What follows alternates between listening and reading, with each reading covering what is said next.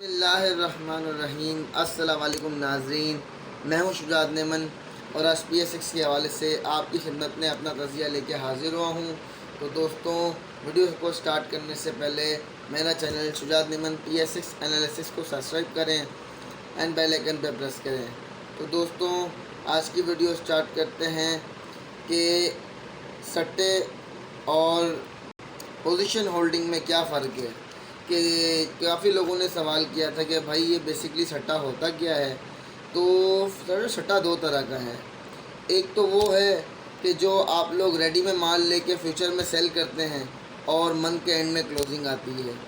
दूसरा सट्टा वो है जिसके अंदर आप लोग अपनी जितनी आपका पोर्टफोलियो है उससे बढ़कर माल लेते हैं और शाम को या तो बाज़ार बंद होने से पहले उसे सेल कर देते हैं।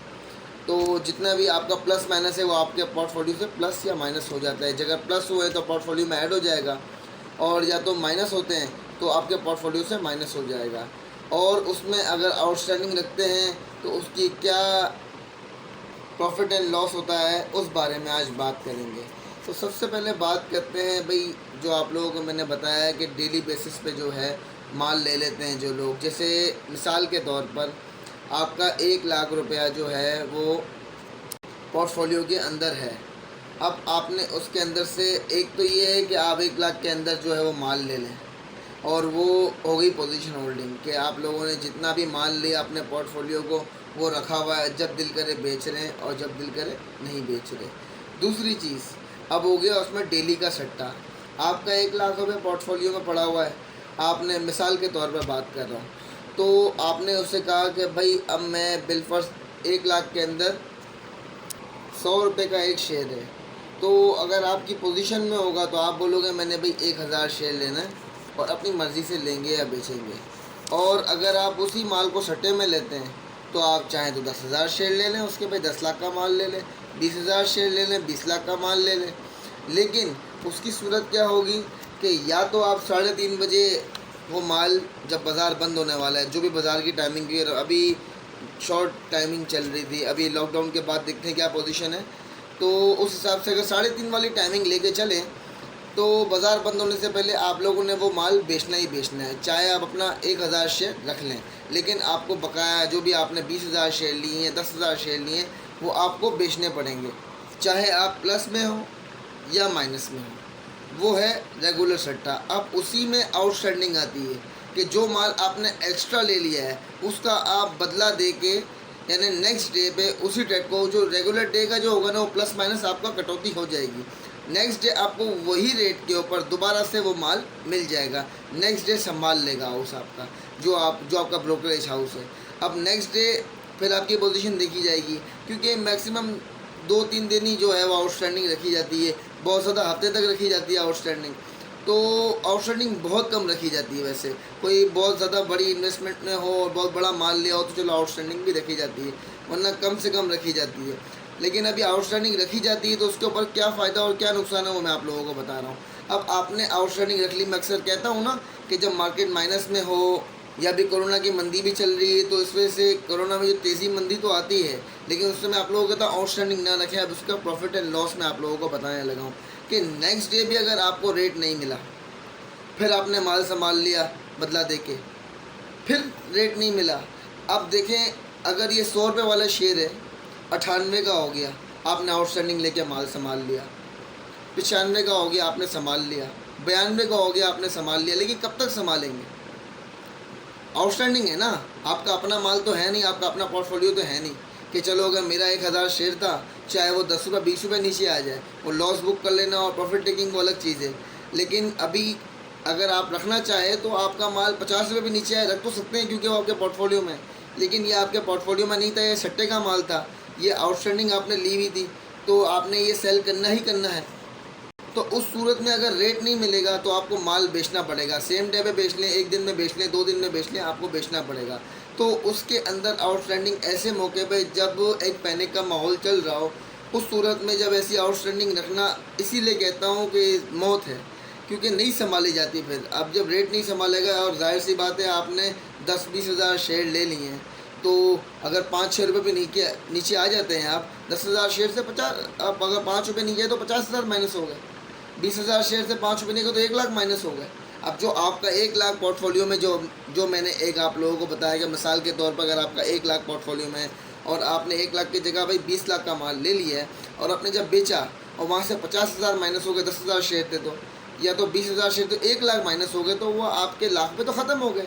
और जब पोर्टफोलियो ख़त्म हो गया तो मार्केट में आपका काम भी ख़त्म हो गया। उस सूरत में अगर सट्टे का माल लेते हैं तो या तो बंदा सेम डे पे उसको माइंड बना के लॉस बुक कर ले, और अगर उसको पक्का श्योर है कि अगर ये नेक्स्ट डे शेयर बढ़ेगा तो उसी सूरत पे आउटस्टैंडिंग रखी जाए। तो आउटस्टैंडिंग आप लोगों को पता लग गई और डेली बेसिस का सट्टा भी आप लोगों को पता लग गया कि भाई डेली बेसिक में माल जब लेते हैं तो उसके अंदर कैसे माल बेचना होता है, और अगर नेक्स्ट डे रखना हो तो किस तरह संभाला जाता है और संभालने का नुकसान क्या है, और अगर बढ़ जाए तो उसका फ़ायदा। अब ये बात हो गई। अब आ गया दूसरे लेवल का सट्टा, जो कि कुछ लोग जो फ्यूचर की आप लोग की क्लोजिंग आती है महीने के एंड में, तो वो लोग रेडी में लेके फ्यूचर में बेचते जाते हैं। फ्यूचर में बेचते तो ऑटोमेटिकली 1 से 1.5 रुपये का मार्जिन वहाँ से मिलता है। शॉर्ट मार्जिन ही सही, लेकिन प्रॉफिट टेकिंग होती रहती है वहाँ से। जब महीने के एंड में माल कटता है तब पता लगता है भाई कितना प्रॉफिट हुआ था और कितना आप लोगों को उसके अंदर कम हुआ है या लॉस हो गया है, या कितना अगर प्रॉफिट आया है तो कितना आया है। जब भी तो कहते हैं कि आखिरी जो सेग्रीगेशन डेज में मंथ के एंड में अक्सर जो है वो मार्केट 2 या 3 दिन माइनस रहती है, या एक दिन लाजमी एक माइनस देती है, क्योंकि फ्यूचर के जो सट्टे का माल होता है वो सेलिंग दे देता है। बहुत ज़्यादा माल जाहिर सी बात है लोगों ने भी इस तरह ले रखा होता है। जब वहाँ से सेल होता है माल तो मार्केट में इसी वजह से भी थोड़ा सा प्रेशर बनता है।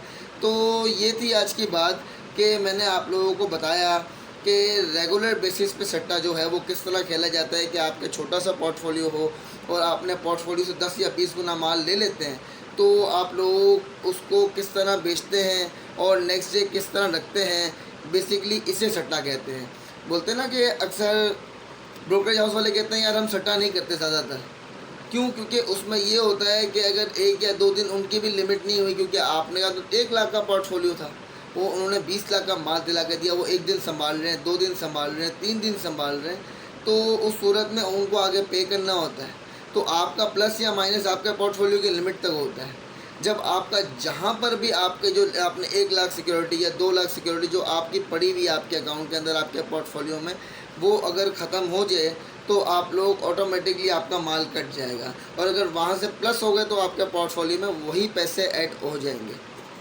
और अगर वही पोजीशन होगी आप लोगों की तो चाहे 10,000 शेयर ले लें या 20,000 शेयर ले लें, जब तक आप चाहेंगे नहीं वो बिकेगा नहीं, क्योंकि वो आपके पोर्टफोलियो में अपने पैसे के अगेंस्ट आपके शेयर पड़े हुए हैं। आपने जो पैसे से अपना शेयर ख़रीदा है वो पड़ा हुआ है, आपकी मर्ज़ी से बिकेगा और वरना नहीं बिकेगा। लेकिन सट्टे के माल में आपकी मर्ज़ी नहीं होती।